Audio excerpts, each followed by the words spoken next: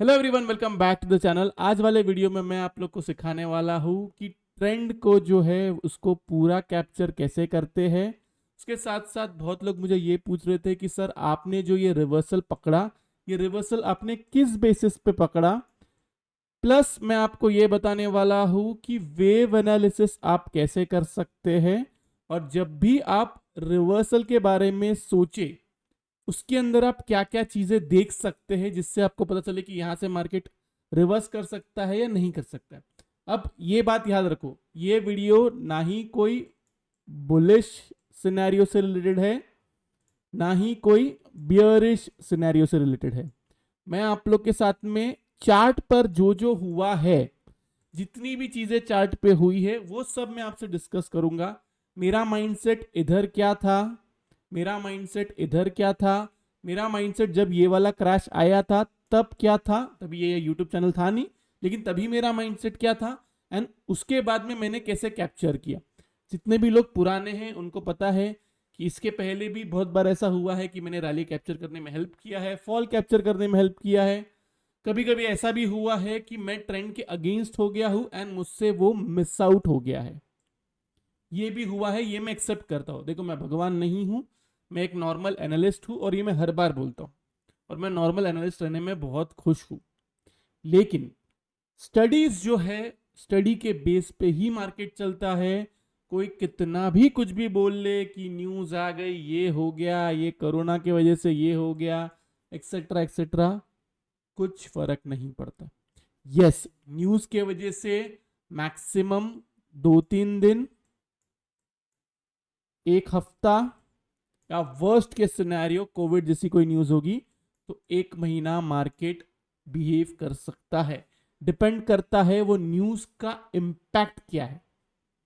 अब जैसे कि अगर इसराइल वाली न्यूज अगर आ गई, वॉर वाली न्यूज आ गई, या इंडिया पाकिस्तान वाली न्यूज आ गई, जो चीज मार्केट को पता है उससे मार्केट को कुछ फर्क नहीं पड़ता।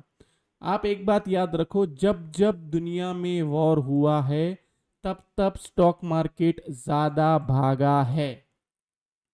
तो जिसके दिमाग में ये रहेगा अरे वॉर आ गई तो फिर शायद मार्केट क्रैश कर जाएगा, लोग तो मैंने देखा है 12,000 7,000 के भी थंबनेल्स आ रहे हैं कुछ कुछ जगह तो। लेकिन आपको कैसे प्ले करना है, आप कैसे रिवर्सल पता लगा सकते हो, एंड आप कैसे पूरा ट्रेंड कैप्चर कर सकते हो, इंपॉर्टेंट है ये चीज। मैं जब आपको बोलता हूं कि मैं अगर आपको ये कैप्चर करने में बिलीव रखता हूं तो उसके पीछे स्टडी है। और ये स्टडी मैंने ओपनली बहुत बार शेयर किया हो। हाँ, मुझे पता है बहुत सारे बेयर्स उससे नहीं ताल्लुक रखते हैं, बहुत सारे बेयर्स उसको गाली भी देते हैं, लेकिन उनका मैं कुछ नहीं कर सकता। ये मेरा मानना है, मेरा बिलीव है, मेरा स्टडी है। हो सकता है वो स्टडी गलत भी हो जाए, लेकिन फिर भी जो मैं प्रेडिक्शन करूंगा मार्केट में, चाहे वो कल करूं, अगले हफ्ते करूं, या जब भी करूंगा, बियरिश साइड का भी जब प्रेडिक्शन करूंगा तब कोई स्टडी के बेस पे ही करूंगा ना, बिना लॉजिक के नहीं करूंगा।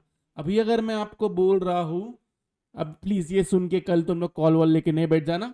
एनालिसिस जो है, मेंबर्स ओनली एनालिसिस, मैंने ऑलरेडी शेयर किया हुआ है टेलीग्राम पे, आपको उसका लिंक मिलेगा, जाके देख लो, आपको बहुत कुछ सीखने मिलेगा। उसमें ये भी बताया हुआ है कब कौन सा ट्रेड लेना है एंड कब ट्रेड नहीं करना है।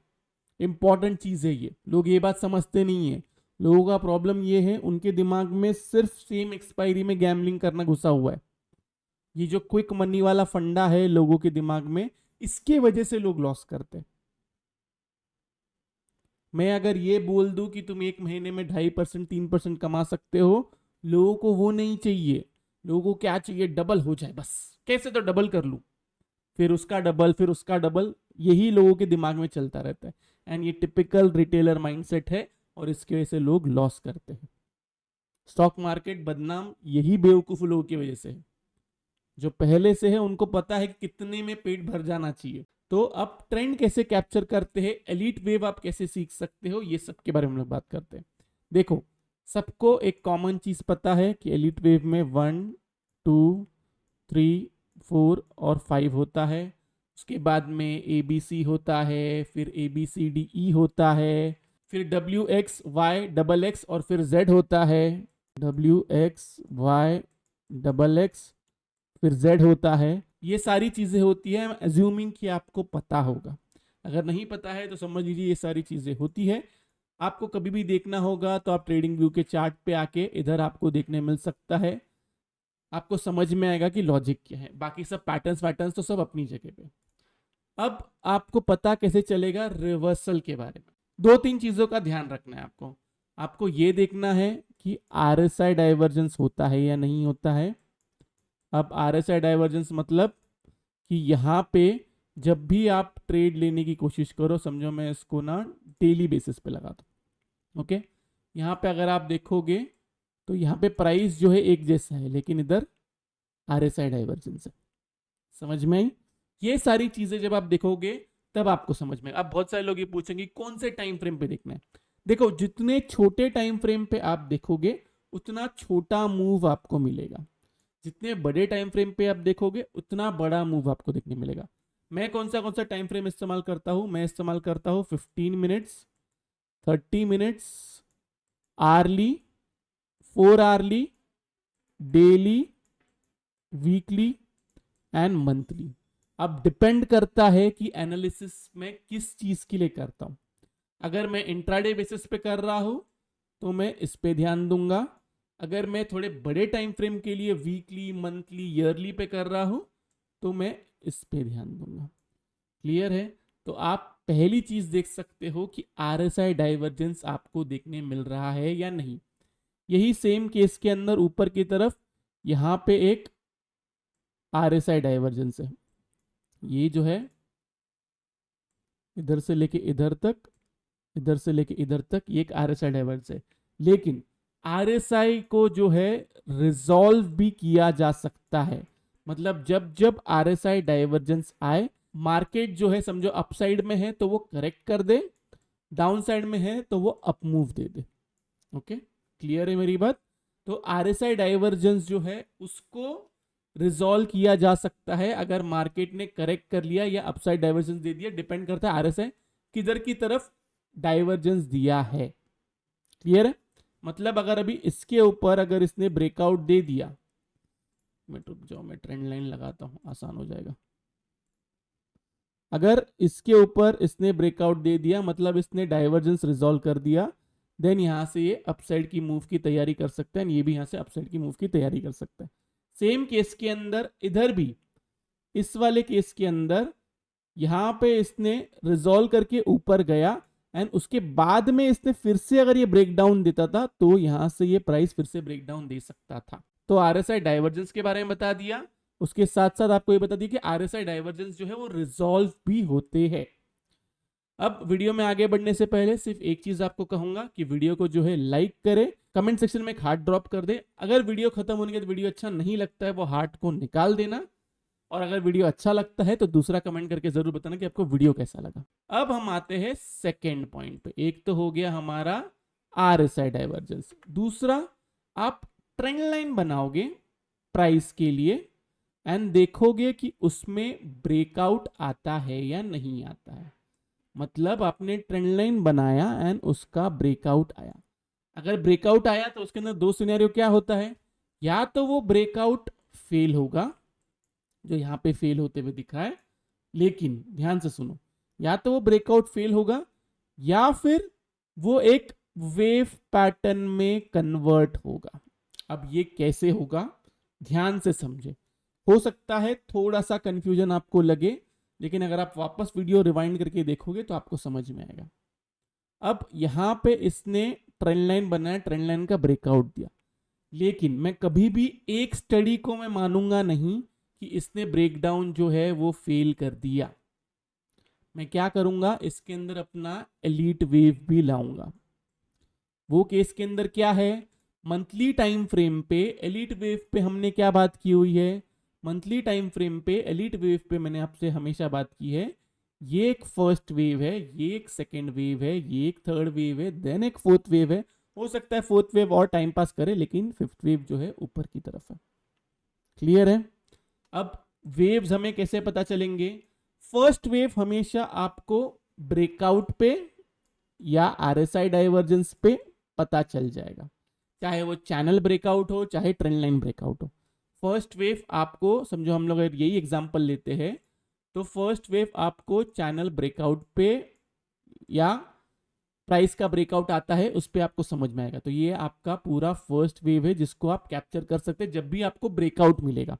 अब ये अपसाइड है तो अपसाइड का ब्रेकआउट, नीचे की तरफ जाएगा, समझो अगर ये नीचे की तरफ रहता तो इसका ब्रेकडाउन आया, तो ये क्लियर है।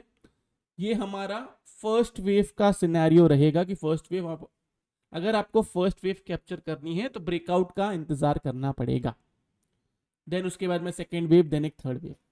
ओके, अब जब जब मार्केट कोई एक ट्रेंड में रहे, trend as in monthly candle के ट्रेंड में, मैं डेली कैंडल के ट्रेंड की बात नहीं कर रहा हूं। अगर आप डेली बेसिस पे चेक कर रहे हो तो डेली बेसिस पे चेक करो, लेकिन अगर आप बड़े टाइम फ्रेम पे देखना चाहते हो तो मंथली कैंडल के ट्रेंड पे। अगर कोई भी ट्रेंड अपसाइड का है तो आप हमेशा उस तरफ का ही मूव कैप्चर करोगे। समझ में आई बात? अगर इस तरफ यहां पे अगर ये डाउन साइड में है तो मैं इसके लिए कैप्चर नहीं करूंगा, ये वाला कैप्चर करने नहीं जाऊंगा, मैं वापस ये कैप्चर करने जाऊंगा। क्लियर है? यही केस के अंदर इधर अगर ये अपसाइड है, इसने ब्रेकआउट दे दिया है, तो आप हमेशा अपसाइड के बारे में ही सोचोगे फिर। इसलिए मैं आपको बोल रहा हूं कि मैं नीचे की तरफ की बात क्यों नहीं करना चाहता हूं। हो सकता है नीचे की तरफ आए, लेकिन मेरा एम ये है कि अगर ऊपर की तरफ कोई बड़ा मूव आए तो वो बड़ा मूव मुझसे मिस ना हो बिल्कुल भी। एक बार के लिए मैं डाउनफॉल जो है उसको मिस कर सकता हूं, चाहे उसको हेज में मैं कैरी करके लेके जाऊंगा, जैसे मैंने मेंबर्स को दिया था परसों के दिन कि हेज दे दिया उनको, फिर वो हेज को मैंने कल के दिन प्रॉफिट बुक कराया उसका। तो एक चीज आपको ध्यान रखना है कि ट्रेंड क्या है। तो फर्स्ट वेव जो है, आपने फर्स्ट वेव कैप्चर कर लिया। फर्स्ट वेव कैसा कैप्चर होगा? फर्स्ट वेव के अंदर ना 3 पैटर्न हो गया। अभी मैं आपको थोड़ा डेली टाइम फ्रेम पे लेके जाता हूँ। यहाँ पे हम लोग क्या ज्यूम कर रहे हैं, ये फर्स्ट है, ये सेकेंड है, एंड ऊपर की तरफ थर्ड है। वो बनेगा नहीं, कब तक बनेगा, या ये टॉप बन चुका है थर्ड वेव का, इसके बारे में हम लोग आगे बात करेंगे। तो फर्स्ट वेव जो है वो या तो 3 वेव पैटर्न में बनेगा, ए बी और सी, या फिर 1 2 3 4 5। क्लियर है मेरी बात? या तो वो एबीसी पैटर्न में बनेगा, नहीं तो 1 2 3 4 5 पैटर्न बनेगा। तो ये जो है ए बी और सी, इसके अंदर भी मैंने आपको क्या बोला था कि मैं इधर की तरफ डाउन साइड नहीं, इसका जब भी ब्रेकआउट आएगा उसको मैं डिप को बाय करने की कोशिश करूंगा। अब बी वेव जब होता है तो B wave mostly flat correction होती है। अब जो मैं आपको समझाने जा रहा हूं ये आपको कोई बुक्स में नहीं मिलेगा, बुक्स में कुछ अलग तरीके से लिखा हुआ है, तो प्लीज जो मैं समझाने की कोशिश कर रहा हूं उसको समझे। B wave mostly 80 to 90% flat correction होता है। ओके, एंड सेकेंड वेव जो होता है वो मोस्टली प्राइस करेक्शन होता है। Okay, mostly. तो अगर आप बी वेव देखोगे तो वो एक फ्लैट करेक्शन होगा, एंड मतलब मार्केट जो है टाइम पास करेगा, एक ही जगह पे रुक जाएगा। एंड सेकेंड वेव जो है वो प्राइस करेक्शन होगा। तो इस केस में क्या हुआ है, तो प्राइस करेक्शन जो सेकेंड वेव देता है वो कितना देता है? मिनिमम 50%, मैक्सिमम बुक्स में लिखा हुआ है 78.2, लेकिन मैक्सिमम 127%। याद रखो ये मेरी बात, बहुत कम लोगों को ये पता है। मिनिमम 50% देता है करेक्शन, मैक्सिमम 127% देता है करेक्शन सेकेंड वेव का। ओके, अगर ये 50% के नीचे भी नहीं जाता है, 50% तक भी नहीं जाता है, तो मोस्ट प्रोबेबली वो बी वेव होती है। क्लियर है मेरी बात? अब यहां पे हम समझने की कोशिश करेंगे। यहां पे डेली टाइम फ्रेम पे इसने एक एबीसी पैटर्न बनाया ऊपर की तरफ, तो इधर के लो से, ये वाले लो से आप ये वाला हाई पकड़ोगे, तो इसके अंदर अगर आप देखोगे तो इसने 50% का जो है रिट्रेसमेंट दिया है बराबर, एंड 50% से ऊपर की तरफ गया। क्लियर है? 50% का रिट्रेसमेंट दिया है, 50% से ऊपर की तरफ गया है, तो ये हमारा फर्स्ट वेव बन गया। अब सेकेंड वेव हम कैसे इसको ये करें? सेकेंड वेव के अंदर दो चीज होती है, एक तो प्राइस करेक्शन होता है, लेकिन जो भी प्राइस करेक्शन हो सेकेंड वेव के अंदर, अपसाइड हो डाउन साइड हो, सेकेंड वेव का करेक्शन, जो भी प्राइस करेक्शन हो, वो जितना फर्स्ट वेव में लगाया है, जितना दिन, जितना टाइम, जितना मंथ, जो भी आप टाइम फ्रेम पे चेक कर रहे हो, या जितने मिनट्स आप देख रहे हो, 15 मिनट्स की कैंडल देख रहे हो, जितना कैंडल फर्स्ट वेव ने लगाया है उससे हाफ या हाफ से +2, मतलब समझो फर्स्ट वेव ने अगर 10 दिन लगाया है तो सेकेंड वेव जो है उसको मैक्सिमम 7 डेज के अंदर या 6 डेज के अंदर कवर करना जरूरी है। तो इस केस के अंदर हमने क्या पढ़ा कि अभी हमने एबीसी पढ़ा, देन हमने ये पूरा फर्स्ट वेव पढ़ा, करेक्ट। अब फर्स्ट वेव के लिए यहां से मैं ऊपर तक लेके जाता हूं। इसने क्या किया है, 111% का रिट्रेसमेंट लिया है, देन वहां से ऊपर की तरफ गया, करेक्ट। सेकेंड वेव के अंदर हमारा क्या था कि प्राइस करेक्शन मिनिमम 50% होता है, मैक्सिमम जो है वो 127% तक हो सकता है। ये हमारा करेक्शन सेकेंड वेव का कंप्लीट हो गया है। ओके, जैसे ही आपको लगता है कि फर्स्ट वेव का करेक्शन खत्म होने आया है, चाहे वो एबीसी में बने, 1 2 3 4 5 में बने, उसके बाद में देखो रेड कैंडल का फॉर्मेशन होता है, तो थोड़ा पेशेंस रखो, चाहे वो अपसाइड का हो या डाउन साइड का हो, उसको करेक्ट करना चालू करने दो 50% से लेके 111% तक। अगर आप मेरे से रिस्क लेते हो एंड पोजिशनल ट्रेड करते हो, देखो रिस्क लेना इंपॉर्टेंट नहीं है, सारा खेलना एक्सपायरी का है, ये बात याद रखो। मैं प्रॉफिटेबल इसलिए हूं क्योंकि मैं एक्सपायरी सोच समझ के सिलेक्ट करता हूं। मैं ऑप्शन बाइंग बहुत रेयरली करता हूं, मैं option selling and futures buying करता हूं, लेकिन मेरी एक्सपायरी बहुत दूर की होती है। यस, कभी ना कभी तो लॉस होता है एंड मैं उसको एक्सेप्ट करता हूं। हर बार अगर प्रॉफिट करता रहता तो मैं भी अंबानी के बाजू में बैठा रहता। तो लॉजिक क्या है हमारा first wave and second wave के लिए? सेकेंड वेव का लॉजिक ये है कि मिनिमम 50%, मैक्सिमम 127%। इसने बराबर 111% की इधर रिट्रेसमेंट दिया है। ओके, एंड देन वहां से थर्ड वेव जो है ऊपर की तरफ गई है। अब इस सिनेरियो में हमने एक और चीज के बारे में बात की थी कि अगर प्राइस करेक्शन बढ़ा देता है तो प्राइस करेक्शन हाफ होना चाहिए। तो यहां से फर्स्ट वेव मेरी इधर खत्म होती है। कितने डेज है ये? 14 बार्स, 14 बार्स लगे इसको। फिर अभी मैं इसको देख रहा हूं कि सेकेंड वेव का करेक्शन कहां से आया है, यहां से लेके यहां तक। एक मिनट, इसको थोड़ा नीचे ले लेता हूं। तो इसने इधर 14 बार्स लिया है एंड इसने इधर 7 बार्स लिया है।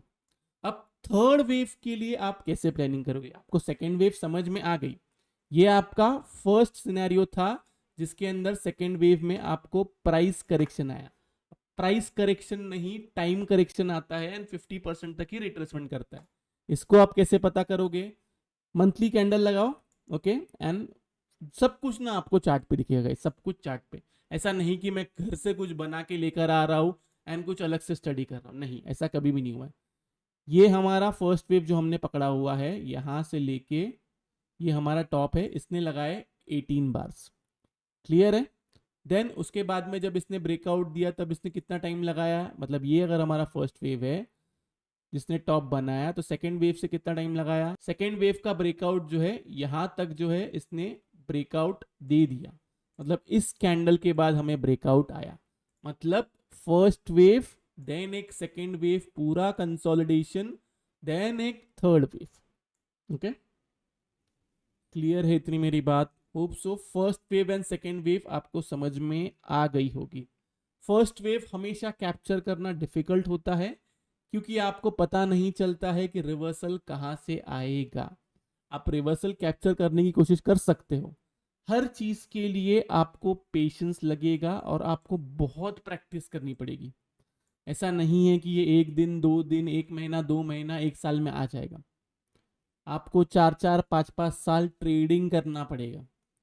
और मैं ये नहीं बोल रहा कि सिर्फ एक चार्ट पे लाइन बना के, नहीं, जब तक खुद का पैसा इन्वॉल्व नहीं होगा आप नहीं सीखोगे। आपको चाहिए कि तो आप एक एक लॉट से ट्रेड करना सीखो, सिर्फ पोजिशनल ट्रेड करना सीखो। ओके, ये हो गई हमारा बात की ये सेकेंड वेव हमने पता कर ली। अब सेकेंड वेव के बाद में थर्ड वेव का कंफर्मेशन कैसे होगा? ओके, थर्ड वेव का कंफर्मेशन गाइस हमेशा याद रखो, हमेशा जब भी सेकेंड वेव बन जाती है देन उसके बाद में कोई ग्रीन कलर का रिवर्सल आता है या रिवर्सल नहीं आता है, थर्ड वेव हमेशा गैप अप में बनेगी। एक ब्रेक अवे गैप होगा और वो गैप को फिल नहीं करेगा मार्केट। ये मैंने मेंबर्स ओनली वीडियो में भी कल के एग्जांपल के साथ में सिखाया हुआ है। अगर मंडे के दिन अगर गैप अप होता है तो थोड़ा सा ध्यान देना, कल के लो से लेके आपको समझ में आएगा, शायद आप 1 2 3 4 5 कैलकुलेट कर पाओगे। अगर कैलकुलेट कर दोगे तो एक बार कमेंट सेक्शन में मुझे जरूर बता देना कि आप कहाँ से कैलकुलेट कर रहे हो, क्या कैलकुलेट कर रहे हो, या फिर आप टेलीग्राम पे जो है मुझे स्क्रीनशॉट शेयर कर देना। थर्ड वेव हमेशा ब्रेक अवे गैप बनाएगा एंड वो गैप को फिल नहीं करेगा। अब यहाँ पे हम देख लेते हैं कि गैप को फिल किया है कि नहीं किया है। यहाँ पे अगर आप देखोगे तो जो इसने ब्रेकआउट देना चालू किया है उसके बाद में इसने गैप बनाया है एंड ये गैप कभी अभी तक फिल नहीं हुआ है। तो जो लोग ये बोलते हैं कि गैप बन गया है, गैप फिल होना चाहिए, गैप ना 11,000 के इधर भी एक है। आप ठीक से चार्ट को देखोगे आपको समझ में आएगा। जो ये बोलते हैं कि गैप हमेशा फिल होते हैं, नीचे की तरफ के गैप फिल होते हैं, हमेशा फिल नहीं होते हैं। निफ्टी जब से उसने कोविड के बाद से ऊपर की तरफ आया है 11,000, 15,000, 16,000, 18,000, 20,000 और आई थिंक अभी जो एक लास्ट गैप जो इसने बनाया है वो इधर बनाया हुआ है जो उसने फिल नहीं किया है। इस वाले केस के अंदर भी इसने first wave, second wave, third wave में गैप अप बनाया है और उस गैप को फिल नहीं किया है। अगर उस गैप को 2 दिन में, अगर डेली बेसिस पे देख रहे हो आप, डेली टाइम फ्रेम पे, अगर उस गैप को उसने 2 दिन में फिल नहीं किया एंड देन उसके बाद में एक और गैप अप आता है, तो यहाँ पे अगर आप देखोगे तो इधर एक गैप अप आया, देन उसके बाद में इधर एक गैप अप आया एंड देन उसके बाद में इधर एक गैप अप आया। बहुत लोग बोल रहे हैं ये गैप फिल होना चाहिए, गैप फिल होगा। बहुत लोग ये भी बोल रहे हैं कि ये लो ब्रेक होना चाहिए। यस, मैं एग्री करता हूँ, उनका स्टडी शायद सही होगा, मेरा स्टडी गलत होगा। मेरा ये मानना है कि नहीं होना चाहिए, लेकिन इसके अंदर भी मैं आपको एक ट्रिक बताऊंगा कि अगर ये हुआ तो फिर मार्केट का डायरेक्शन कैसे होगा। थोड़ा सा मैं आपको निफ्टी का एनालिसिस भी इसमें आपको क्लियर क्लियर बताऊंगा। तो अभी के लिए हमने क्या देखा है कि ये हमारा फर्स्ट वेव, ये हमारा सेकेंड वेव, ये हमारा थर्ड वेव एंड ये हमारा then fourth wave and then एक फिफ्थ वेव। ओके, ये आप मान के चल रहे हो। बहुत लोग मुझे बोल रहे हैं कि ये ही फोर्थ वेव है। नहीं गाइस, अभी तक मुझे ऐसा लग रहा है कि ये जो थर्ड वेव है, थर्ड वेव, इसके अंदर जो इंटरनल वेव्स बनती है 1 2 3 4 5, ये उसका फोर्थ वेव है। क्लियर है मेरी बात? मतलब यहां से निफ्टी अगर मंडे के दिन गैप अप हुआ, ऊपर की तरफ सस्टेन किया, देन एक ये 1, देन एक ये 2, देन एक ये 3, देन कहीं तो 4 बनेगा, देन उसके बाद में 5th। वो मैंने मेंबर्स ओनली वीडियो में इसलिए बताया हुआ है क्योंकि मेंबर्स समझ के लेते हैं। यहाँ पे प्रॉब्लम क्या है मैंने बता दिया, फिर मंडे के दिन मार्केट थोड़ा सा नीचे आ गया तो लोगों के अंदर हाहाकार जो भरा हुआ है उसको मैं बदल नहीं सकता। ओके, ये मेरा मानना है। ये मेरा जो मैंने कल के दिन बताया था ना टेलीग्राम पे, ऑप्शन 1, ऑप्शन 2, सिनेरियो 1, सिनेरियो 2, वो दोनों सिनेरियो मेंबर्स को बताए हुए कि अगर ये थर्ड वेव इधर खत्म हुआ है तो भी क्या सिनेरियो बनेगा, या फिर थर्ड वेव ऊपर की तरफ बन रहा है तो भी सिनेरियो क्या बनेगा। थर्ड वेव बनता है, थर्ड वेव का लॉजिक बहुत ही सिंपल है। यहां से इस टॉप से लेके इस लो तक, ओके, जब तक 100% के ऊपर है तब तक वो 127% और 161% जाने की ताकत रखता है। थर्ड वेव मैक्सिमम 161% जाता है। क्लियर है मेरी बात? मैक्सिमम, मिनिमम जो है अगर 100% के ऊपर रहता है तो 127% तक जाएगा। अगर 100% के नीचे आ जाता है, मंडे के दिन, ट्यूसडे के दिन नीचे की तरफ क्लोजिंग आ गई तो फिर भूल जाओ, then third wave is over. लेकिन अगर थर्ड वेव 127% टच करता है या फिर उसके ऊपर सस्टेन करता है तो देन उसके बाद में 138%, 150%, ये सब रिजेक्शन जोन है। हो सकता है फिर जैसे कि मैंने आपको कहा था ना कल वाले वीडियो में, हो सकता है टॉप इधर लग चुका है, या फिर टॉप इधर लगाएगा, या फिर इधर लगाएगा, या फिर इधर लगाएगा, नहीं तो फिर इधर लगाएगा। ये किसी को नहीं पता। थर्ड वेव कोई भी अज्यूम नहीं कर सकता है अगर एक्सटेंशन में चली गई तो। ये बात हमेशा याद रखो। थर्ड वेव हमेशा ऐसी खड़ी चढ़ाई ही होती है अगर अपसाइड होता है, और नीचे की तरफ होता है तो फिर वो क्रैश वाला फॉल होता है। लेकिन अगर ये एक्सटेंशन में गई तो वो एक्सटेंशन में जाएगी, फिर तुम उसको रोकोगे नहीं। इसलिए बोल रहा हूँ ट्रेंड कैप्चर करना डिफिकल्ट चीज है। आपको मैं सिंपली तरीके से समझा रहा हूँ। मैं क्यों आपको बोल रहा हूँ कि डिप को बाय करो थोड़ा सा ऐसे छोटा सा एसएल लगा के। एसएल गया तो छोटा सा जाएगा ना, लेकिन अगर ट्रेंड कैप्चर करोगे तो बड़ा ट्रेंड कैप्चर कर पाओगे शायद। यहां से जब ये गैप डाउन आया था तब कितने लोग थे बाय बोलने वाले, लेकिन मैंने इसको अज्यूम कर लिया था कि ये सेकेंड वेव बना है, क्योंकि यहां से इसने ब्रेकआउट देके देन उसके बाद में कम डेट्स के अंदर नीचे की तरफ गया था। लोग पूछते ना कितना कॉन्फिडेंस कैसे आया था, कि सब लोग सेल सेल बोल रहे थे और आप बाय बोल रहे थे, इसी की वजह से आया था। हाँ, हो सकता था कि इधर में गलत हो जाऊं, हो सकता था कि यहाँ से ये सेकेंड वेव हो ही ना और ये पूरा नीचे की तरफ जाए। लेकिन अगर मुझे पता है, मैंने जो लेवल मार्क किया हुआ है 21,800 अबाव रहता है तो बाई साइड में रहना है, और उसके बाद में एक बुलिश कैंडल बनाई है, देन एक गैप अप हुआ है, एक ब्रेक अवे गैप अप हुआ है, उसके बाद में एक और गैप अप हुआ है, तो मैं क्यों बुलिशनेस प्ले नहीं करूंगा? कोई रीजन बता दो बस। यहाँ पे ये वाली कैंडल के टाइम पे इधर भी जब मैंने वीडियो बनाया था, लॉजिक क्या था उसके पीछे? कुछ तो लॉजिक रहेगा ना, बिना लॉजिक के तो मैं बात नहीं कर रहा हूं शायद। तो इंटरनल वेव्स के अंदर थर्ड वेव का पैटर्न कैसे बनता है वो था उसके अंदर। क्लियर है? तो थर्ड वेव भी हमारी इस तरफ खत्म हो गई है। सिंपल क्रिस्टल क्लियर एनालिसिस है। अब थर्ड वेव के बाद में फोर्थ वेव। थर्ड वेव अगर एक्सटेंशन में गई, मतलब 127%, 161% और 200% भी चली गई, देन उसके बाद में फोर्थ वेव बड़ी होगी। मतलब थर्ड वेव जितना बड़ा प्राइस बनाएगा, फोर्थ वेव उतना ही बड़ा साइडवेज हो जाएगा। अगर थर्ड वेव समझो इधर ही थर्ड वेव बन गई है, देन उसके बाद में एक फोर्थ वेव, देन एक में फिफ्थ वेव ऊपर की तरफ। ओके, फोर्थ वेव जो है वो मोस्टली फिर रहेगी ऑलमोस्ट 7 दिन के लिए। अगर थर्ड वेव इधर बनती है तो 7 दिन के लिए समझोगी फोर्थ वेव बन गई। लेकिन अगर आपको थर्ड वेव और ऊपर की तरफ चले गई एक्सटेंशन में, तो आपके फोर्थ वेव के डेज जो है बढ़ जाएंगे, जो साइडवेज रहेगा। तो फोर्थ वेव साइडवेज उतना ही हो जाएगा जितना आपका थर्ड वेव का प्राइस बनेगा। इसके अंदर आप कैलकुलेशन अभी के लिए नहीं कर पाओगे। कैलकुलेशन आप तभी कर पाओगे जब थर्ड वेव बनेगी। थर्ड वेव के लिए जितना दिन लगा है उससे कभी कभी डबल, कभी कभी सेम डेज लगते हैं, मतलब सेम डेज साइडवेज हो जाए market. Same days as in समझो कि ऊपर तरफ जाने के लिए इसको 10 दिन लगा, ओके, यहाँ पे थर्ड वेव बन गई। देन कभी कभी 10 दिन ही लग जाए, या फिर कभी कभी 20 दिन साइडवेज हो जाए, एंड देन उसके बाद में फिफ्थ वेव ऊपर की तरफ है। समझ में आ गई बात? या तो सेम डेज लगेंगे, नहीं तो डबल डेज लगेंगे, साइडवेज हो जाएगा। अगर अपसाइड की तरफ फोर्थ वेव बन रही है तो वो एक साइडवेज नीचे की तरफ बनेगी, अगर आप डेली टीएफ पे देख रहे हो तो। देन एक स्टॉप लॉस एंडिंग कैंडल बनेगा, देन उसके बाद में ऊपर की तरफ जाएगा।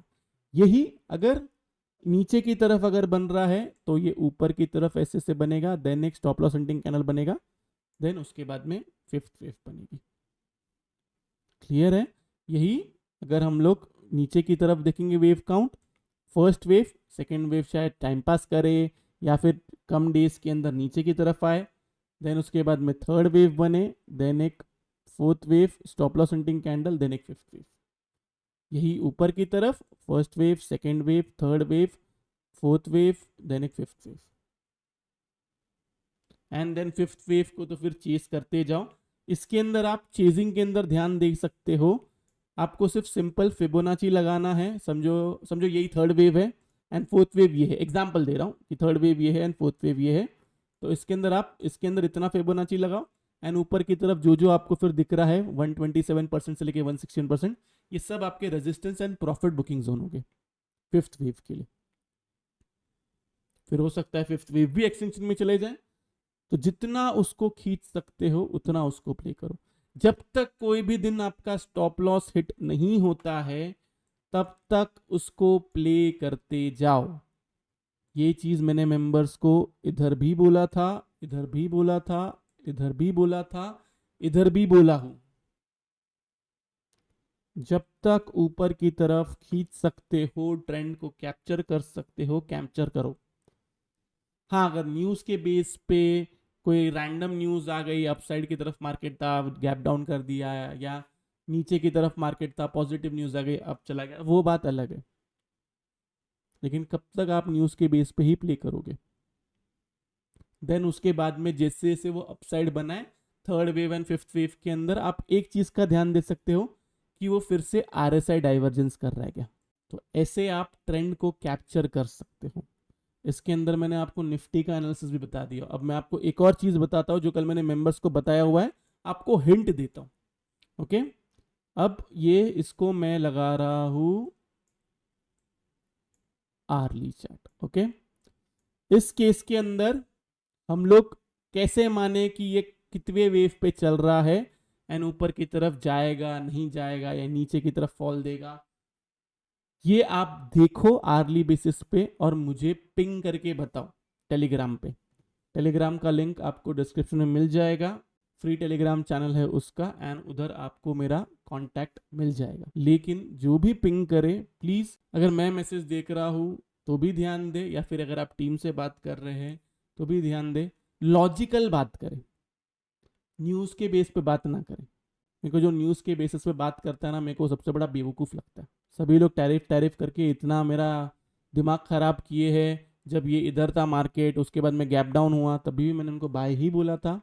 अभी भी मैं आपको यही बोलूंगा, छोटे से एसएल के साथ में बाय की तरफ सोचे, ट्रेंड को कैप्चर करने की कोशिश करें मैक्स टू मैक्स।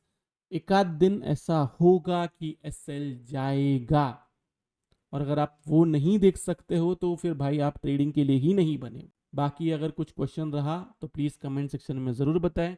वीडियो कैसा लगा वो भी जरूर बताएं। वीडियो को लाइक जरूर करें, अपने फ्रेंड्स के साथ में अपने ट्रेडिंग ग्रुप्स के अंदर शेयर जरूर करें। मैं सिखाने की कोशिश कर रहा हूँ, आगे और भी ट्राई करूंगा कि ऐसे लर्निंग वीडियोस आपके लिए लाऊं। लेकिन जो मेरे दिमाग में है, जो मैं सोच रहा हूँ, वही मैं आपको सिखा सकता हूँ।